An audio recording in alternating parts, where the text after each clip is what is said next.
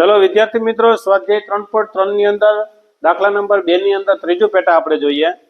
તો મિત્રો એમાં એમ કીધું છે કે બે અંકોની સંખ્યાનો અંકોનો સરવાળો બે અંક એટલે દાખલા તરીકે 25 તો 25 હોય તો આ એકમનો અંક કહેવાય અને આ દશકનો કહેવાય દશકનો હોય ને મિત્રો એને 10 વડે ગુણવાનું અને એકમનો હોય ને એને 1 કારણ કે તમે બોલો છો એકમ અને દશક એકમનો એટલે 1 વડે પછી ગુણવાની જરૂર હોતી નથી એટલે આ પહેલા યાદ રાખવું આપણે ચલો હવે વાંચીએ રકમ तो बे अंकोनी संख्या अंकों सरवाड़ो 9 है वળી संख्या 9 गणा करता મળતી संख्या अंकोनी अदला बदली करता મળતી संख्या करता 2 गणी थाय तो ते संख्या આપણે મેળવવાની છે કે ભાઈ संख्या કઈ છે તો બે અંકોમાંથી એકમનો અંક ધારો કે એકમનો અંક x અને દશંકનો અંક y છે ધારો કે એકમનો અંક x અને દશંકનો અંક y છે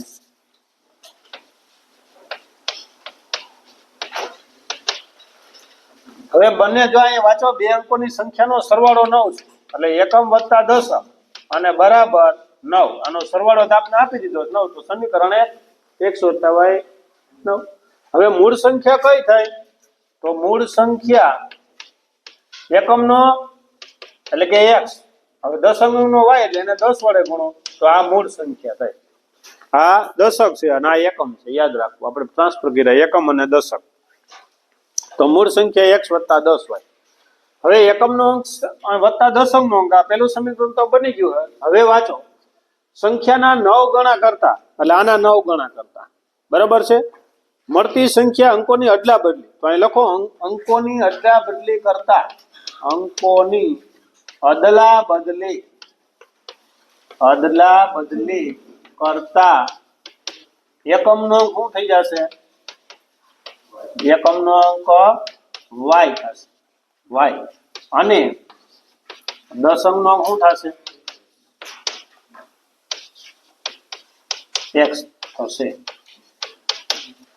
હવે અદલા બદલી કરતા બરોબર છે તો નવી સંખ્યા આપને શું મળશે તો નવી સંખ્યા એટલે 10x વત્તા y દશકનો એટલે x છે તો એને 10 વડે ગુણવાનું એકમને 1 વડે કઈ ગુણવાની જરૂર નથી આ નવી સંખ્યા બની હજી હવે વાંચો હવે સરખામણી વાત છે મળતી સંખ્યા 9 ગણા કરતા એટલે આ 9 ગણા કરતા સોરી આ 9 ગણા મૂળ સંખ્યા 9 ગણા કરતા મળતી સંખ્યા એટલે આવડી આ નવી મેળી અદલા બદલી કરતા આ 2 ગણી મૂળ સંખ્યા 2 ગણી છે તો તે સંખ્યા શોધો તો પેલા એમ નહીં સમજાય આપણે લખી લઈએ મૂળ સંખ્યા બરાબર નવી સંખ્યા તો અહીંયા લખો મૂળ સંખ્યા કઈ છે તો કે x વત્તા 10y બરાબર નવી સંખ્યા તમને મળી 10x વત્તા y હવે મિત્રો 9 ગણા છે એટલે આ તો 9 ગણા છે મૂળ સંખ્યા આ x વત્તા 10y છે આ 9 ગણા છે પણ આના કરતા આ 2 ગણી ગણ્યા તોય તો આપણે આને 2 વડે ગુણી નાખો નવી સંખ્યાને એટલે હવે આ બે સમાન થઈ ગયું કરો ગુણાકાર અંદર 9x 90y 20x અને 2y ચલો બધાય પદને આ બાજુ લઈ લ્યો તો 9x વત્તા 90y માઈનસ 20x અને માઈનસ 2y અને બરાબર 0 બરાબર સોરી 2y ચલો 9x ને માઈનસ 20x માઈનસ 11x અને 90 માંથી 2 જાય તો પ્લસ 88y અને બરાબર 0 આ સમીકરણ 2 આપી દીધું પહેલું સમીકરણ x વત્તા y બરાબર 9 લખી લો સમીકરણ 1 બીજું સમીકરણ મળ્યું 11x વત્તા 88y અને બરાબર 0 આ બીજું સમીકરણ હવે કા x ને સમાન બનાવો અને કા y ને સમાન બનાવે જો y ને સમાન કરવું હોય પહેલા સમીકરણમાં તો આને તમારે 88 વડે ગુણવું પડશે તો 88 ગુણ્યા 9 કરવા પડે પણ એના કરતા આપણે 11 વડે પહેલા સમીકરણને ગુણી નાખીએ તો આખા સમીકરણને 11 વડે ગુણતા એટલે 11x 11y અને 11 નવા 99 પછી બીજું એમને લખી નાખો 11x જેમ છે તેમ 88y અને બરાબર 0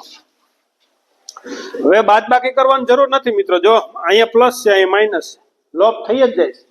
પેલા x ચલનો લોપ થઈ જાય એટલે કે ઉડી જાય. આ 88 ને 11 તો 99y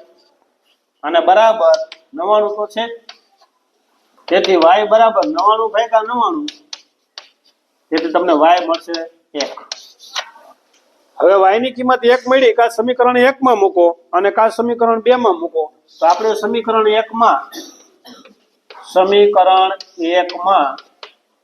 y બરાબર 1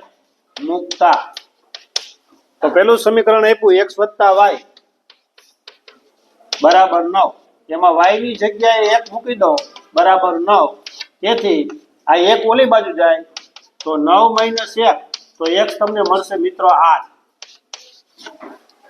હવે x 8 મળ્યો, પણ આપણે તો જોઈએ છે તો તે સંખ્યા શોધો. એ બે અંકની સંખ્યા કઈ છે? x 8 મળ્યો અને y તમને 1 મળ્યો. તો મૂળ સંખ્યા જે છે બરોબર છે એમાં લખી નાખો. જો આ બોક્સ ની અંદર તો મૂળ સંખ્યા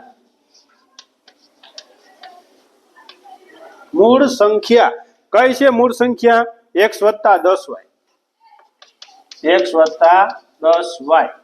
x ની જગ્યાએ મિત્રો જે જવાબ મળ્યો એ 8 લખો પ્લસ અને y ની જગ્યાએ 1 મૂકો. y ની જગ્યાએ તમને 1 મળ્યો એટલે 8 વત્તા 10 એકુ 10 અને 10 ને 8 18. તો મૂળ સંખ્યા તમને મળશે 18. મૂળ સંખ્યા મળશે 18.